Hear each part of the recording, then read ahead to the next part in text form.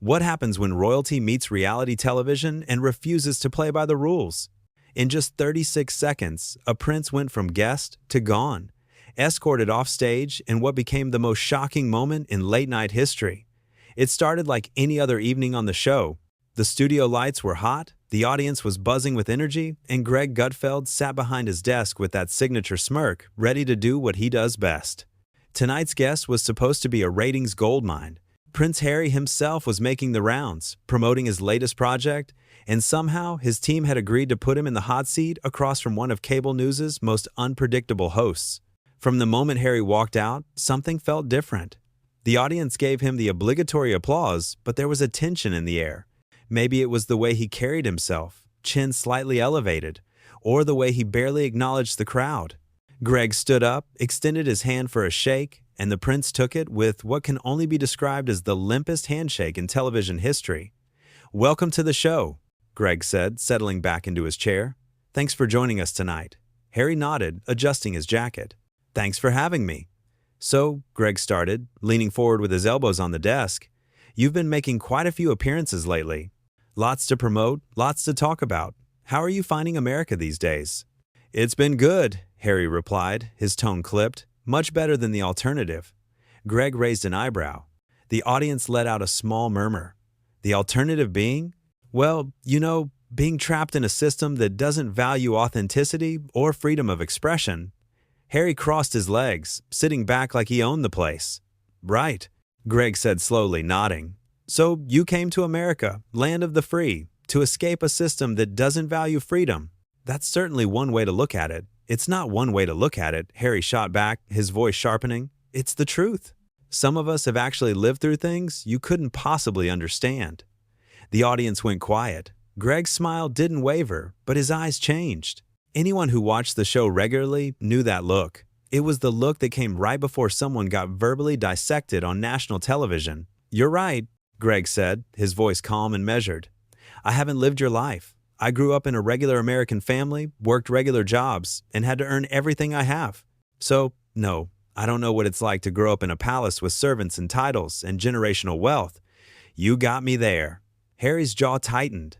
"That's incredibly reductive." "Is it?" Greg asked, genuinely curious now. "Help me understand then.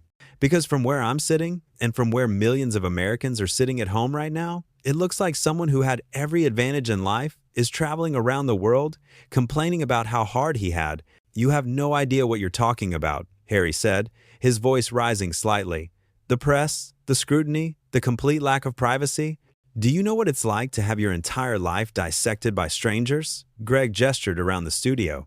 "I'm literally on television right now, having millions of people watch and judge everything I say and do. So, yeah, I might have some idea. Difference is, I don't go on international tours complaining about it." The audience erupted in applause. Harry's face flushed red. "That's not the same thing at all," Harry protested over the noise. "You chose this. I was born into it." "You're right," Greg agreed, waiting for the applause to die down.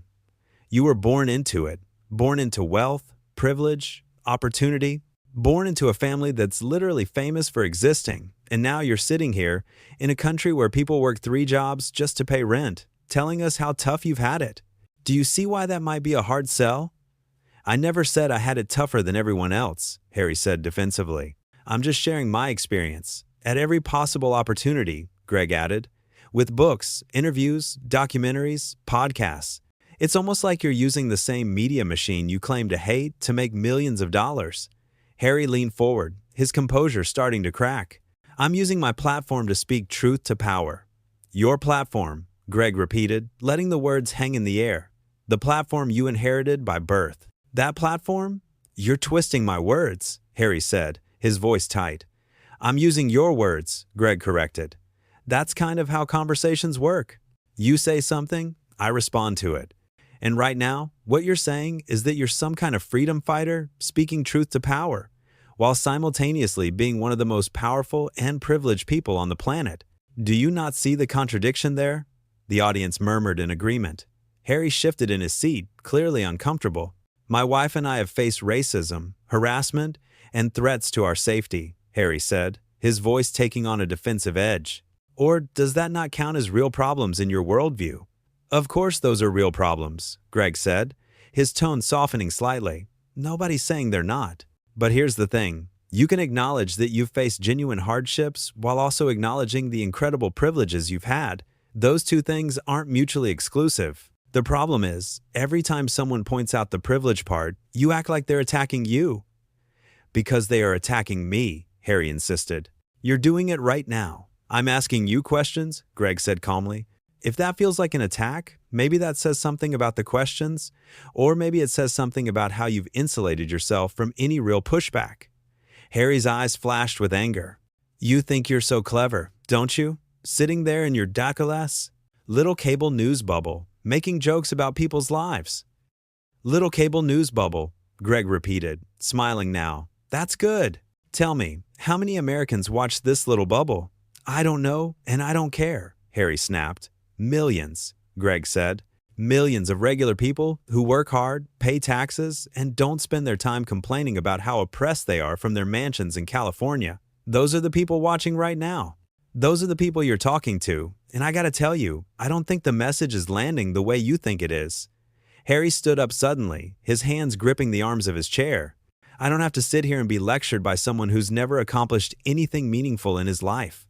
The studio went dead silent. Even the crew members froze. Greg sat back in his chair, eyebrows raised, and for a moment, he said nothing. The silence stretched out, becoming almost unbearable. Never accomplished anything meaningful, Greg finally said, his voice quiet but cutting. You know what? You're right. I didn't inherit a title. I didn't get my job because of my last name. I worked in factories, I struggled to make rent, and I built my career one day at a time through actual work. So no, I didn't accomplish the very meaningful feat of being born into the right family. Guilty as charged. The audience exploded in applause and cheers. Harry stood there, realizing too late that he'd crossed a line. And you know what else? Greg continued, his voice rising above the noise. I've never abandoned my family on national television for a paycheck. I've never sold out my relatives to streaming services. I've never sat in a multi-million-dollar mansion and cried about how hard my life is. So if that's what you mean by meaningful accomplishments, then yeah, you're absolutely right. I haven't accomplished any of that. Harry's face was crimson now. You're putting words in my mouth. No, I'm putting your own actions in context, Greg said. There's a difference. Look, I get it. You're upset. You feel misunderstood. But coming on shows like this and acting like you're better than everyone else, like your problems are bigger than everyone else's, like people who question you are beneath you, that's not helping your cause. That's just proving everyone's point. I don't have to listen to this, Harry said, his voice shaking with rage. I came here for a civil conversation, not to be ambushed. You came here for a friendly platform to push your narrative, Greg corrected. But here's the thing about America. We don't bow to royalty. We ask questions. We push back. We expect people, no matter who they are, to be able to defend their positions. If you can't handle that, then maybe late-night television isn't for you. Harry pointed a finger at Greg. You know what your problem is? You're jealous. You're a jealous, small-minded person who tears others down because you can't build yourself up. Greg laughed, a genuine laugh that seemed to infuriate Harry even more. Jealous of what, exactly? Your life? Brother, I wouldn't trade places with you for all the tea in England. You seem absolutely miserable. How dare you, Harry sputtered, his composure completely gone now. You sit there with your smug face and your stupid jokes, and you think you're better than me, but you're not. You're nothing. You're a nobody who got lucky with a television show, and in 5 years, no one will remember your name. The audience gasped. Some people booed. Greg just sat there, nodding slowly, letting Harry's words hang in the air. You done? Greg asked quietly. Harry was breathing hard, his fists clenched at his sides. I'm done with this interview. Yes. Good, Greg said, because I think we're done here too. You came on this show, and I tried to have a real conversation with you. I asked you real questions that real people want answers to. And instead of engaging, instead of showing even a shred of humility or self-awareness, you insulted me, you insulted my audience, and you showed everyone exactly who you really are. I showed them who you are, Harry shot back. A bully with a microphone. A bully, Greg repeated, shaking his head. I asked you questions. You're the one who started throwing insults. You're the one who said I've never accomplished anything meaningful. You're the one who called me a nobody. But sure, I'm the bully. Harry started to respond, but Greg held up a hand. You know what the really sad part is? Greg continued. You could have been great. You were born with every advantage, every opportunity. You could have used your platform for genuine good without constantly playing the victim. You could have shown grace and humility. Instead, you chose this. You chose to cash in on family drama. You chose to make yourself the perpetual victim. And when someone asks you honest questions about it, you can't handle it. I don't have to take this abuse, Harry said, his voice breaking slightly. It's not abuse, Greg said firmly. It's accountability, and the fact that you can't tell the difference is exactly the problem. You've surrounded yourself with people who tell you you're right about everything, who validate every complaint, who never challenge you. So when you step outside that bubble and someone treats you like a regular person who has to answer tough questions, you fall apart. Harry grabbed his microphone pack and started yanking it off. I'm leaving. I think that's probably best, Greg said.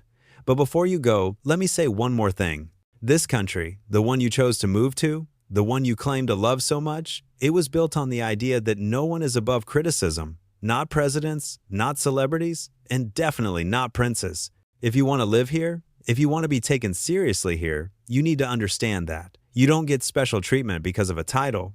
Harry threw his microphone pack on. The chair. You're going to regret this. Greg smiled. Is that a threat? Because it kind of sounds like a threat.